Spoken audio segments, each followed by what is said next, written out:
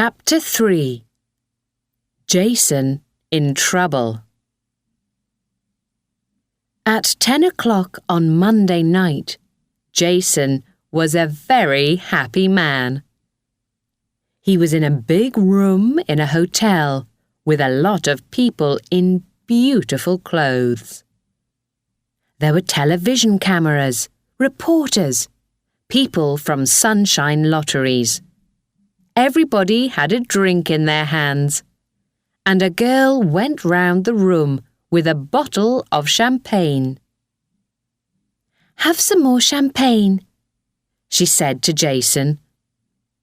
Jason's face went very red.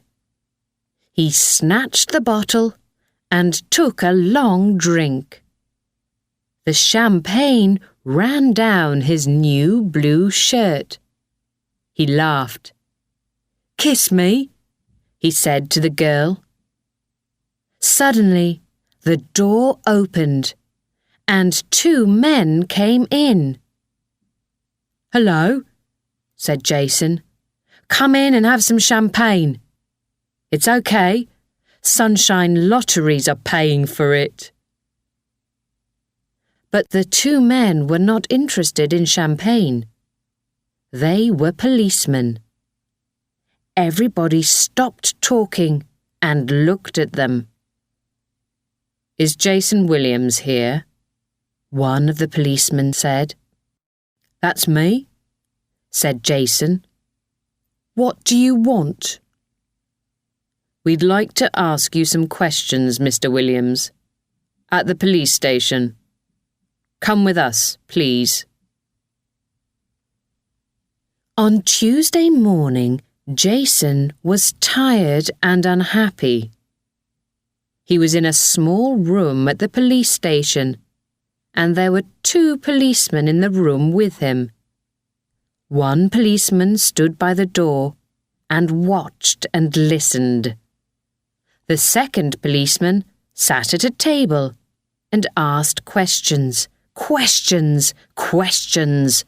The same questions again and again. "Now," said the policeman, "tell me again, where were you at 4 o'clock on Saturday afternoon?" "At home," said Jason. "I'm telling you the truth. Ask my mother and father. I didn't steal anything." "I'm not interested in your mother and father," said the policeman. "I can talk to them later. At the moment, I'm interested in you and your answers to my questions. You were in town on Saturday afternoon. We know that because a woman saw you." "No," said Jason. "That's a lie.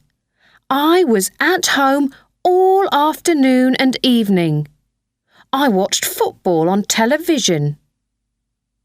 "Tell me about the football then. Who won?" Jason said nothing. His hands and his face felt hot. "When did the football finish? 5 o'clock? 6 o'clock? "Yes, no," said Jason. "I don't remember." The policeman smiled. "How much money was there in the bag, Jason?" "There wasn't." Jason stopped. "Careful," he thought. "Be careful." "There wasn't a bag," he said. "I told you, I didn't steal the old woman's bag." "Old woman?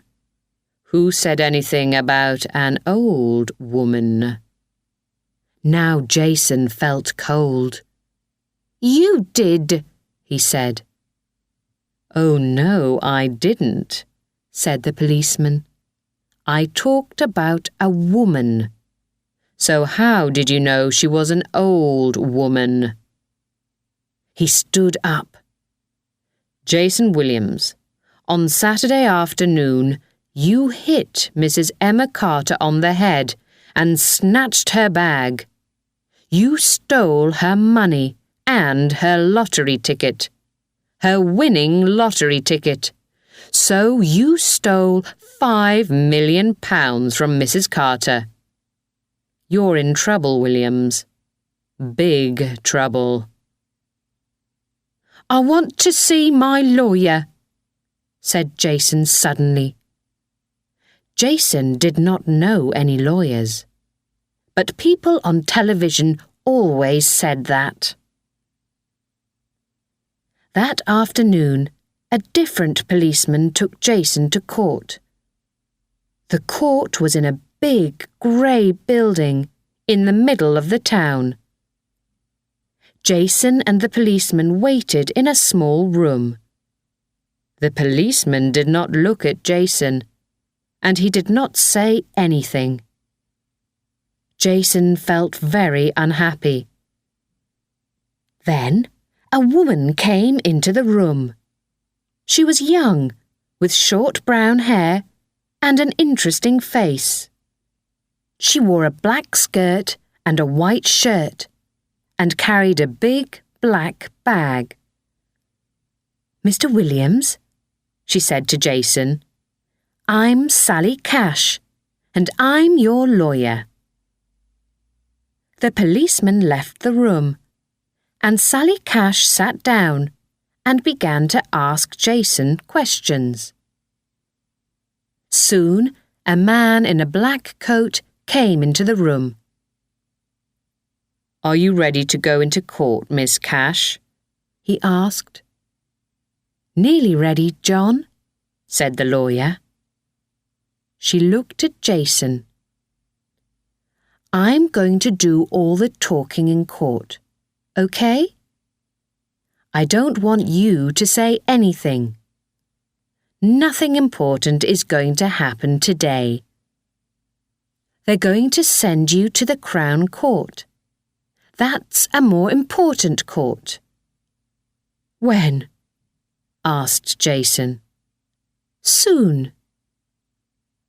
Can I go home tonight? Asked Jason.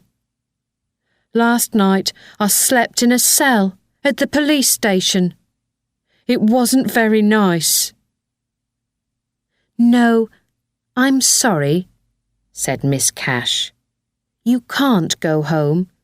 You see, you're a rich man now. You can buy a ticket to New York, Hong Kong.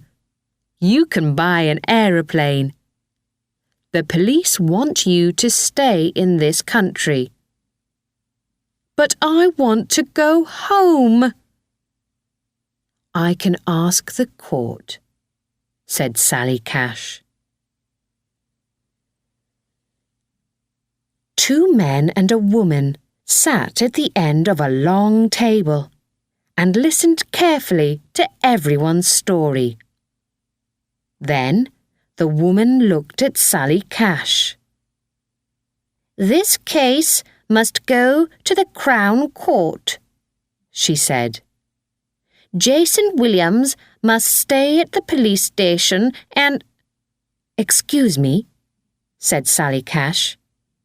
Mr. Williams slept in a police cell last night. He's very young, and he was unhappy and afraid. He'd like to go home tonight, please. The woman talked quietly to the 2 men for a minute. Then she said, Mr. Williams, you can go home tonight, but you must leave your lottery cheque here in court. Why? Asked Jason. We don't want you to run away, Mr. Williams. Now listen carefully. You must live at your parents' house. Don't leave the town. And every morning at 10 o'clock, you must go to the police station. Do you understand? Yes, said Jason.